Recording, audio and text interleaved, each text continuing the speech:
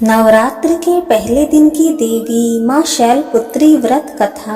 माँ दुर्गा को सर्वप्रथम शैलपुत्री के रूप में पूजा जाता है।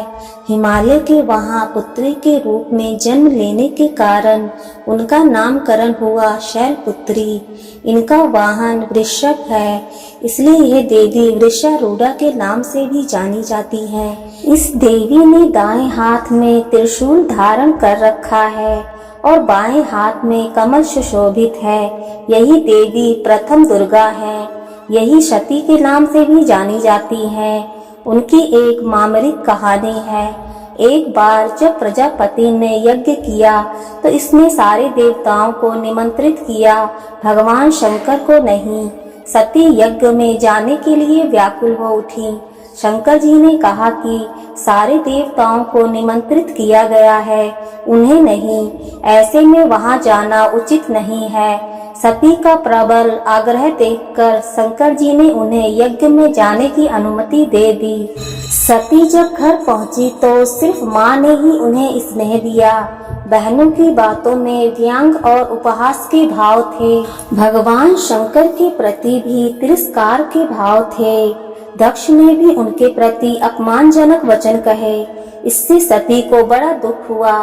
वे अपने पति का यह अपमान ना सह सकी और यज्ञ की अग्नि में स्वयं को जलाकर भस्म कर दिया। इस दुख से व्यथित होकर भगवान शंकर ने उस यज्ञ का विध्वंस कर दिया। यही सती अगले जन्म में शैलराज हिमालय की पुत्री के रूप में जन्मी और शैलपुत्री कहलाई।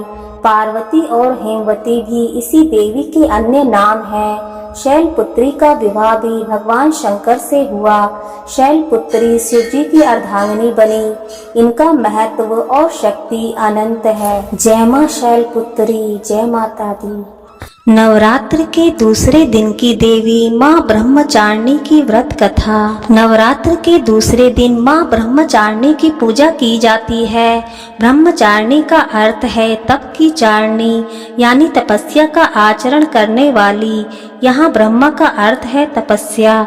माँ दुर्गा का यह स्वरूप भक्तों और सिद्धों को अनंत फल देने वाला है। देवी ब्रह्मचारिणी के दाहिने हाथ में जप की माला है, बाएं हाथ में कमंडल है।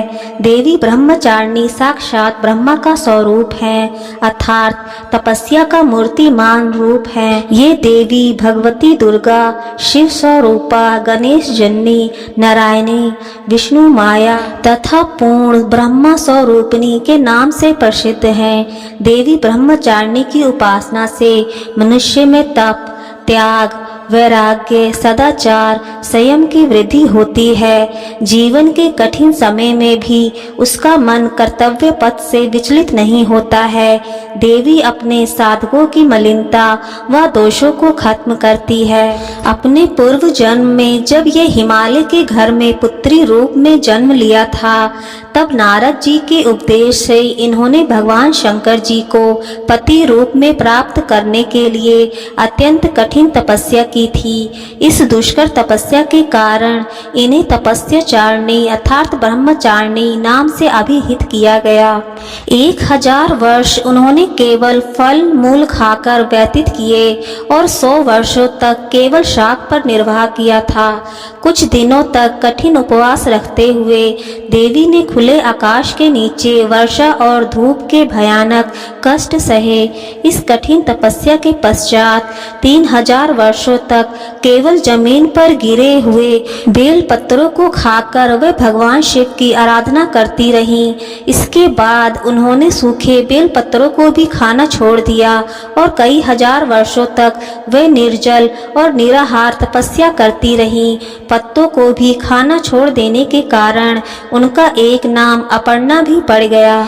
कई हजार वर्षों की इस कठिन तपस्या के कारण ब्रह्मचारिणी देवी का शरीर एकदम क्षीण हो उठा।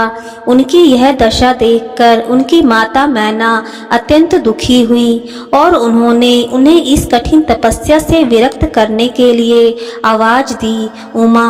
तब से देवी ब्रह्मचारिणी का एक नाम उमा भी पड़ गया। उनकी इस तपस्या से तीनों लोकों में हाहाकार मच गया। देवता, ऋषि, सिद्धगण, मुनि सभी देवी ब्रह्मचारिणी की इस तपस्या को अभूतपूर्व पुण्यकृत बताते हुए उनकी सराहना करने लगे।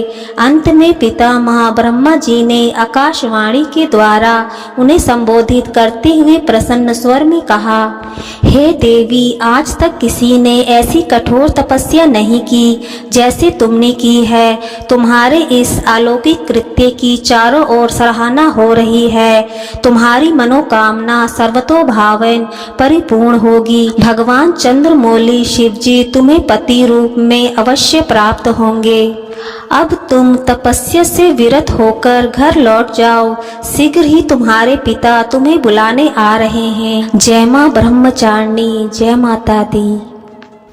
नवरात्र के तीसरे दिन की देवी मां चंद्रघंटा व्रत कथा। मां चंद्रघंटा का स्वरूप, मां चंद्रघंटा के मस्तक पर घंटे के आकार का आधा चंद्र है। इसी वजह से इन्हें चंद्रघंटा कहा गया है।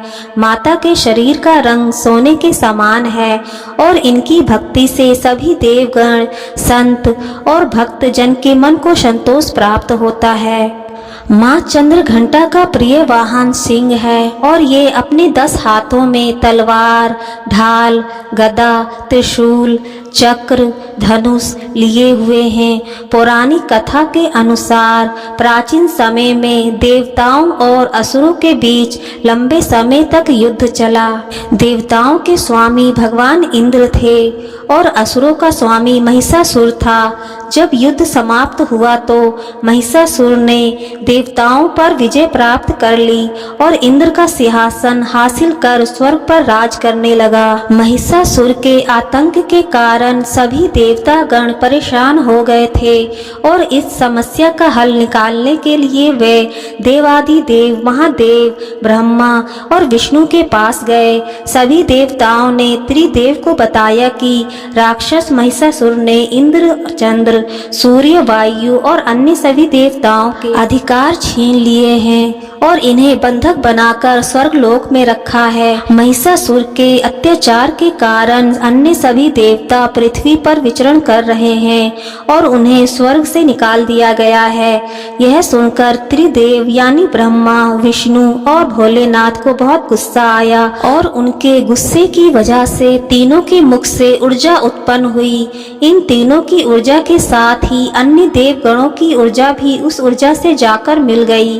उसी ऊर्जा से वहां एक देवी का अवतरण हुआ और उन देवी का नाम चंद्रघंटा पड़ा। भगवान महादेव ने मां चंद्रघंटा को त्रिशूल और भगवान विष्णु ने उन्हें चक्र प्रदान किया। इसी प्रकार सभी देवी देवताओं ने उन्हें अस्त्र शस्त्र भेंट किए। भगवान इंद्र ने अपना वज्र और ऐरावत हाथी से उतारकर एक घंटा दिया। सूर्य ने अपना तेज और तलवार मां चंद्रघंटा को दिया और सवारी के लिए एक शेर प्रदान किया। इसी वजह से इस ऊर्जा का नाम देवी चंद्रघंटा पड़ा। देवी चंद्रघंटा ने ही महिषासुर का वध किया था। जब देवी चंद्रघंटा महिषासुर के समक्ष आई तो वह समझ गया कि अब उसका काल यानी उसकी मृत्यु आ गई है।